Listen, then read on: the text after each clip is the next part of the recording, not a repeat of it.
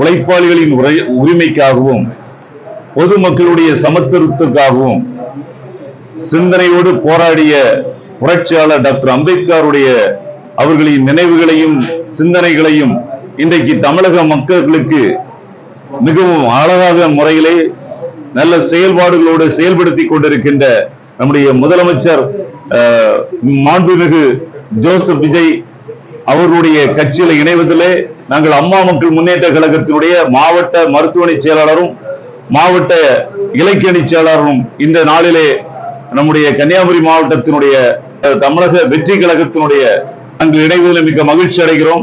அதில் அண்ணன் விக்ரம் அண்ணனுடைய தலைமையிலே நாங்கள் இணைந்திருக்கின்றோம், மகிழ்ச்சி அடைகிறோம்.